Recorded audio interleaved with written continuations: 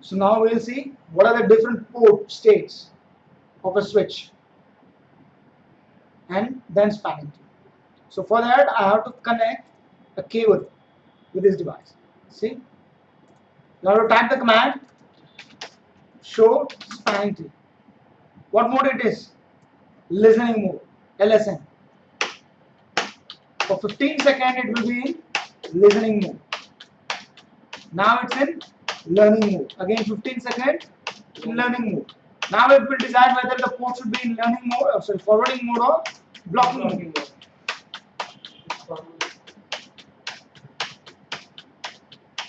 See, it's in forwarding mode. Got it? Now I'll connect here, here. Clear? How to find out which device should be the root bridge? Lowest point first. So I'll type show spanning tree. What does this show? This shows the information about my spanning tree. This information is about my root bridge. The information which states that root ID. It says root ID, right? This information is about my root bridge. The location of root bridge and the details about my root bridge. Bridge ID. This contains the information about my switch, the local switch. This is my information. What is my priority? 32,769. What I told you yesterday. 32,768. Then what is 32,769? Why it's 32,769? Because the default spanning tree has 32,768, which is 802.1D spanning tree. It's the name of industrial. It's a standard name for default spanning tree. But Cisco runs per VLAN spanning tree, PVST, by default. What you saw yesterday was 802.1D IEEE standard. It's a default spanning tree on all devices other than Cisco, Juniper, and other devices. The default spanning tree will be 802.1D. Clear? But on Cisco switch, Cisco runs a proprietary standard called PVST, per VLAN spanning tree. So for VLAN 1, it adds 1 here. If you have VLAN 10, it will add 10 here with that 32,768. So 32,768 plus VLAN 1, 32,769. 32,768 plus VLAN 10, 32,778. We can't add one or two. We can add or No, that's priority. What I'm talking about is the default thing. Okay. It's per VLAN. What we discussed about yesterday was default spanning tree, not 2.1D, but this is PVST, per VLAN spanning tree. So it will add your VLAN information to that default thing. Again, if you want to change the priority, you cannot change it by one. It's a default thing. By default, it will happen. So you cannot change it 1 or 2. The incremental and decremental value should be 4096. Got it? Any doubt?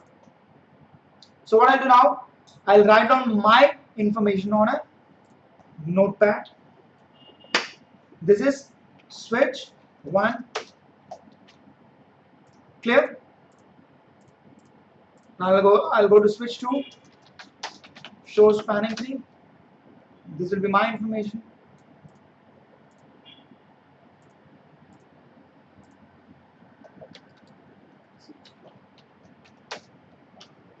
Okay.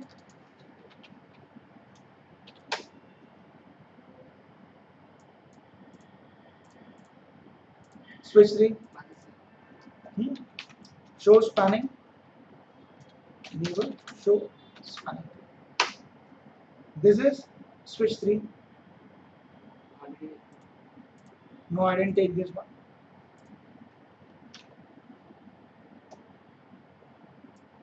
See? They're different. Okay? So this is switch 1's information, this is switch 2, and this is switch 3's information. Who will be my root bridge? Tell me. By default, the priority is same. Right? The priority is same. root bridge will be one. Switch one. Switch 1 will be my root bridge. See, 0009, 003, 00E. 00 is matching on all the devices. Here it's 0, here it's 3, here it's E. So 0 comes first, 3 comes next, and E comes last. Right? So he should be my Root root bridge. So he is my root bridge. What will be my port? Or what is that? Root port. First, after selecting root bridge, you have to select the root port from all the device. Right? So this is your root port. So in root port, there will be no blocking. What about these ports? What are the name of these ports? Forwarding or designated port. This will be a root bridge. Right? So blocking should happen at any one of this place. Right? Where it will happen? Highest value of MAC. On switch 3. Because it has highest MAC. See? Blocking is happening over there. Everything is correct. Right? But you should not look like this. Why? In real time, in industry, you cannot see the topology. You have to rely on your show commands. So what I'll type show spanning tree. What does this say? My root bridge has a priority of 32,769. His MAC address is 2B3C. The cost to reach my root bridge is 19, which is the cost for fast Ethernet. Clear? And the port which I use to reach my root bridge will be fast Ethernet 0/1. So I have to take this route to reach my root bridge. So if I go via this port, I'll reach my root bridge. What is the hello timer for BPD? 2 seconds. Max's timer 20 seconds. So 10. If I miss 10 BPDUs, I'll consider that port to be down, right? And I have a root port on fast Ethernet 0/1. See, this is a root port. So the information is correct. Root, it's in forwarding state, right? And 0/2, it's an alternate port which will be in blocking state. So this is a blocking port.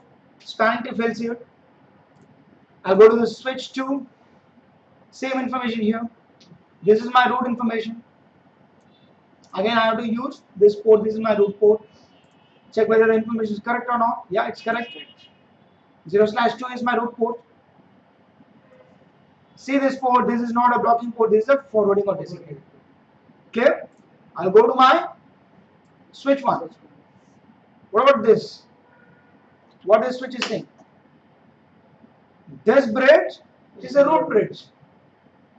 He's not giving any information about how to reach a root bridge.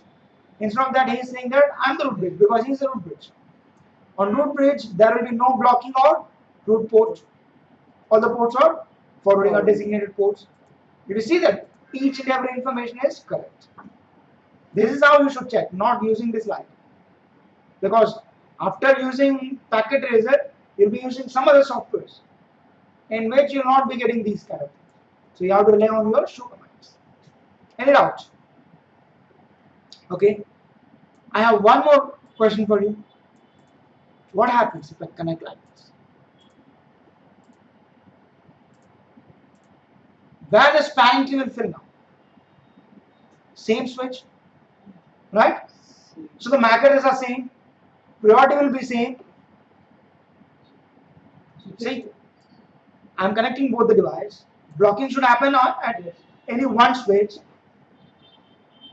That I will find out using the highest MAC address.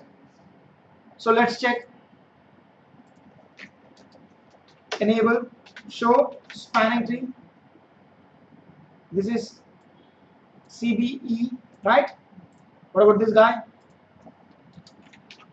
Show spanning tree. This is, let's compare. Whose MAC address is less? 801C BE. Oh, sorry, this is my information, not that. Okay, 0090. See, it's bigger, it's lower. So blocking should happen on switch 4. Is it happening here? Yeah. The blocking is happening on the switch. What I'll do? See, the blocking is happening here. You see that? I know that the switch is the switch where the blocking should happen is selected based on the priority or MAC address. This is the switch where the blocking should happen. But on which port? Why I am selecting this port? For a single port, you cannot rely on your priority or MAC address. Why? Both will be same on both the interface. Right? You are getting my point, right? MAC address and priority will be same for both the interface. Even cost will be same. I look at the highest port number. 0/2. I don't like bigger value. He's having 0/2. He's having 0/1. I'll block the higher value. Higher value is the worst value in spanning tree. You know that, right? So instead of blocking 0/1, I'll block 0/2 based on highest port number. That doesn't matter. Blocking will not happen on this switch. First of all, I'll select the switch where the blocking should happen. That will be based on your MAC address and priority. So based on that, I selected that the blocking should happen on this switch, not this switch. He'll be my root bridge. See, this bridge is a root bridge. So from the other switch, I have to select the best route to reach my root bridge, and I have to make the root port. Again, I have to block it if you have multiple redundant links, right? So where to block and where to make a root port, that's what our decision is. You cannot rely on your MAC address or priority in this scenario. Why? For both the ports, priority and MAC address will be same. So I'll choose a simple thing called highest port number. I don't like higher value, so I'm blocking on higher port number and I'm leaving lower port number forward. Root port. Not forwarding. I'll leave this port, I'll make this port as a root port. See? Root port 0/1 and 0/2 will be blocking. Spanning tree fills in. Done? What happens if I remove this? See?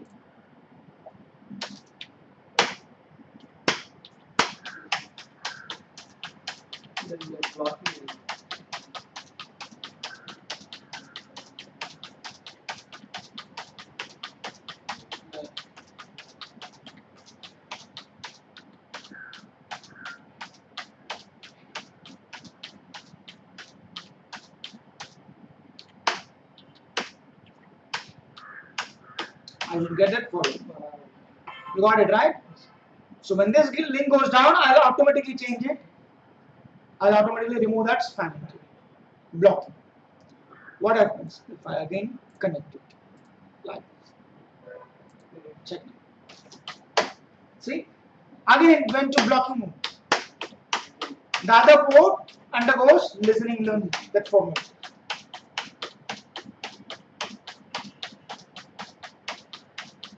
See 0/2 went to blocking mode.